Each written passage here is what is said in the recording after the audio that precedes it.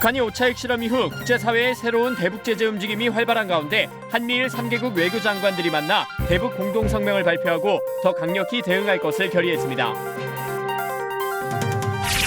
한민구 국방부 장관은 추석 연휴 기간 전후방 부대를 찾아 대북 군사대비태세 현장을 점검하고 장병들을 격려했습니다. 한 장관은 장병들에게 국민의 생명과 재산을 지킨다는 자부심으로 임무에 만전을 기해줄 것을 당부했습니다. 정부가 10월 정기 장성 인사를 앞두고 대장 인사를 단행했습니다. 해군 참모총장의 엄연성 중장이, 연합사 부사령관의 이모영 중장이 내정됐습니다. 시청자 여러분 그리고 장병 여러분 안녕하십니까? 국방뉴스를 전해드립니다. 윤병세 외교부 장관이 미국과 일본의 외교장관과 회담을 열었습니다. 3국 외교장관은 북한의 5차 핵실험에 따른 공조 방안을 모색하고 공동성명도 채택했습니다. 김하영 기자가 보도합니다. 한미일 3국 외교수장이 북한의 5차 핵실험 이후 처음으로 한자리에 모였습니다.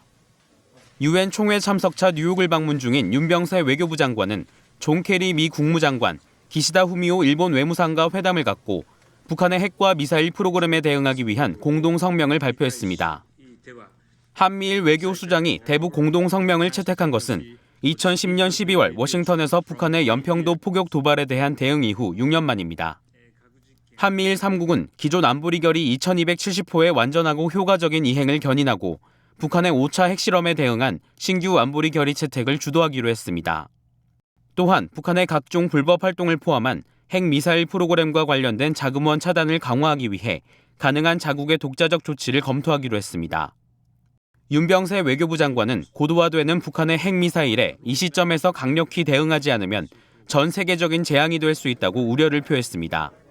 The recent nuclear test by Pyongyang provided ample proof that its nuclear program has neared the tipping point.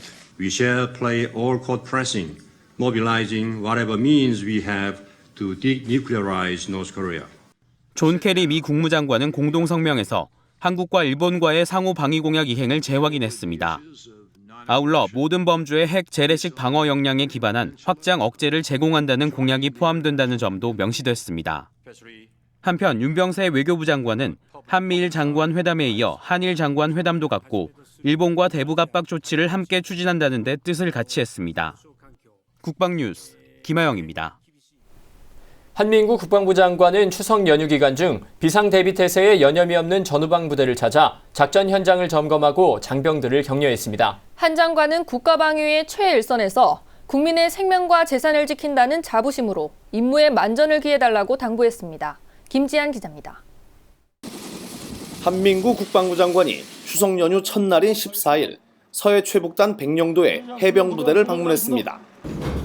서북도서 지역은 북한에 의한 연평도 포격 도발과 NLL 침범 등 끊임없는 도발이 발생했던 지역으로 북한의 5차 핵실험 이후 추가 도발에 대비해 즉각적인 상시 대응 태세를 갖추고 있습니다. 한 장관은 부대장으로부터 현황을 보고받고 북한의 5차 핵실험은 국제사회의 대북 제재가 진행되는 가운데 실수된 것으로 이는 국제사회에 대한 정면 도전이자 노골적인 위협이라고 평가했습니다. 이어 적 도발 시 현장에서 단호하고 강력한 응징을 통해 추가 도발 의지를 뿌리뽑고 무모한 도발은 완전한 고립과 자멸을 재촉하는 지름길임을 인식시켜야 한다며 완전작전 수행을 강조했습니다. 한 장관은 작전 현장을 둘러본 뒤 추석 명절에도 국가 방위에 여념이 없는 장병들을 격려하고 식사를 함께 했습니다. 한 장관은 연휴 마지막 날인 18일엔 공군 제20전투비행단을 방문해 군사 대비 태세를 점검했습니다. 20전투비행단은 북한이 서북도서와 수도권에 위협을 가할 경우 최단 시간 내에 출격해 현장에서 작전을 종결할 수 있는 핵심 대응 전력 운용 부대입니다. 한 장관은 부대장으로부터 대비 태세를 보고받고 추석 연휴에도 임무 수행에 여념이 없는 비상대기 조종사와 정비사를 격려했습니다. 한 장관은 영공수호의 최일선에서 국민의 생명과 재산을 지킨다는 사명감과 자부심으로 맡은 바 임무에 최선을 다해 줄 것을 당부했습니다. 국방뉴스 김지한입니다. 정부가 해군 참모총장과 한미연합사령부 부사령관 인사를 단행했습니다. 해군 참모총장에는 현 합동참모차장인 엄연성 중장이, 연합사 부사령관에는 현 합참 전략기획본부장인 이모영 중장이 내정됐습니다. 김소연 기자입니다. 정부는 10월에 있을 정기 장성 인사를 앞두고 19일 해군 참모총장과 한미 연합사령부 부사령관 인사를 내정했습니다. 해군 참모총장에 내정된 현 합동참모차장 엄현성 중장은 이함대 사령관과 해군 작전사령관 등을 역임한 해상작전 전문가입니다. 국방부는 미래 안보 환경에 대비한 전략적 식견과 군심을 결집할 역량을 겸비하고 있어 해군 참모총장 적임자로 선발했다고 밝혔습니다. 연합사 부사령관에 내정된 현 합참 전략기획본부장 임호영 중장은 연합사 작전참모차장과 5군단장 등을 역임한 연합합동작전 전문가입니다. 국방부는 전략적 식견과 연합합동작전 역량을 갖췄으며 정책 마인드와 군사적 감각이 뛰어나고 전시작전권 전환 업무에 대한 전문성을 겸비하고 있어 연합사 부사령관으로 선발했다고 밝혔습니다. 두 내정자는 20일 국무회의 심의를 거쳐 공식 임명됩니다. 중장급 이하 후속 인사는 다음 달 중에 시행될 예정입니다. 국방뉴스 김소연입니다. 김영우 국회 국방위원장이 우리나라의 핵무장 논쟁에 대해 전문가의 의견을 듣는 간담회를 개최했습니다. 이충근 한국해양전략연구소 선임연구위원은 발제에서 미국의 해구산 제공에 대한 반문을 제기하며 우리나라의 독자적인 핵무장 필요성을 주장했습니다. 토론에 참여한 김광동 나라정책연구원장은 독자적 핵무장은 현실성이 없고 주한미군의 주둔으로 확장 억제가 지속되는 한 핵무장으로 갈 단계는 아니라고 역설했습니다. 천영우 전 청와대 외교안보수석은 우리의 핵무장이 북한의 핵을 억제할 수 있는지 의문이라며 NPT 탈퇴 등으로 발생할 수 있는 국가적 손해도 고려해야 한다고 신중론을 펼쳤습니다. 19일 국회의원 회관에서 열린 이번 간담회에는 이충근 선임연구위원과 천영우 한반도 미래포럼 이사장 등 20여 명의 국방안보 분야 전문가가 참석했습니다. 해군작전사령부가 지난 12일 6.25 당시 장사상륙작전에 참전했다가 전사한 문산호 선원들을 기리기 위해 문산호 전사자 기념비 제막식을 열었습니다. 제막식을 찾은 문산호 전사자 유가족과 6.25 전쟁 참전 용사, 해군 장병 등 100여 명은 민간인 신분임에도 목숨을 아끼지 않고 나라를 지켜내다 전사한 고 황제중 문산호 선장 등 11명의 넋을 기렸습니다. 평소 밀가루와 석탄 등 운반을 담당하던 문산호는 6.25 전쟁이 발발하자 궁지에 몰린 아군 병력과 물자를 안전하게 철수시키라는 임무를 부여받고 수차례 몰아닥치는 극한 상황에서도 완벽히 임무를 완수했습니다. 특히 인천 상륙작전이 거행되기 하루 전인 1950년 9월 14일 북한군의 후방을 교란시키기 위해 장사 상륙작전에 투입되고 장시간 적의 총격과 풍랑을 뚫고 상륙에 성공하면서 인천 상륙작전 성공에 크게 기여한 함정으로 평가받고 있습니다. 고 황제중 문산호 선장을 비롯한 선원 11명은 상륙작전 이후 적 진지를 파괴하고 도로와 교량을 폭파하는 성과를 거뒀으나 이 과정에서 전원 순직했습니다. 한반도 남단에 위치한 제주도는 지정학적 위치 때문에 우리나라의 전략적 요충지라고 말해도 무리가 없습니다. 해병대 전략연구소가 전략적 요충지인 제주도를 전략도서로 만드는 것이 가능한지 타진해봤는데요. 제주도를 해상교통로의 안전을 확보하기 위한 것뿐만 아니라 북한의 핵 능력에 대응하기 위한 군사기지로 만들어야 한다는 주장이 제기됐습니다. 오상현 기자의 보도입니다. 해병대 전략연구소가 제주도 전략도서와 전망과 과제를 주제로 세미나를 열었습니다. 먼저 기조연설에 나선 정호섭 해군 참모총장은 제주도의 역할을 한마디로 규정했습니다. 앞으로 제주도는 국가안보와 해양주권을 수호하는 21세기 청해진이 될 것입니다. 이어 주제 발표에 나선 동국대학교 김태우 석좌 교수는 제주도를 북한의 핵능력을 억제하기 위한 군사기지로 만들어야 한다고 주장했습니다. 우리 재래전력으로 북한에 대해서 응징력을 발휘할 수 있는 소위 제2격의 총본산이 제주도이어야 하겠구나라는 생각. 북한이 핵을 보유하고 있는 상황에서 남북이 전력의 균형을 이룰 수 있는 것은 미국의 해구산 덕분인데 미국의 해구산만 믿고 있을 수 없기 때문에 우리의 재래식 전력으로도 응징이 가능한 전력을 구축해야 한다는 겁니다. 때문에 지금 제주도에 배치한 전력 규모를 반격이라는 목적에 맞게 확충하는 구상을 밝혔습니다. 지금 해군 기동 전단, 기동 함대 규모로 바뀌어야 되겠죠. 그죠? 그다음에 구여단 아니죠. 돌격, 반격, 사단으로 가야 되겠죠. 뿐만 아니라 제주도 지역 방어를 할 수 있는 육군 사단과 전략 폭격과 참수 작전이 가능한 공군 전투 비행단을 배치해야 한다고 주장했습니다. 토론에 참여한 차동길 단국대학교 교수는 한반도 안보 현실을 고려할 때 결코 비현실적인 구상이 아니라며 현실화할 수 있는 방법을 함께 찾아야 할 때라고 김태우 교수의 주장을 뒷받침했습니다. 한편 한국해양전략연구소 이춘근 박사는 남중국해 분쟁과 중국의 이어도 수역 군사도발 등을 감안할 때 실질적 섬국가인 우리나라의 해상교통로 보호를 위해 우리의 해군력 증강과 제주 해군기지의 역할이 더욱 중요해졌다고 주장했습니다. 또 강신길 전 제주방어사령관은 해군과 해병대가 자위투부대가 보여줬던 민사작전의 모범을 제주도 지역에서도 보여줄 수 있어야 민군이 상생할 수 있다며 해군기지와 해병 구여단 장병들의 역할을 강조했습니다. 국방뉴스 오상현입니다. 육군 35사단은 지난 9일 민족 최대 명절인 한가위를 앞두고 월남전 참전용사인 노경호공 자택에서 나라사랑 보금자리 280호 준공식을 가졌습니다.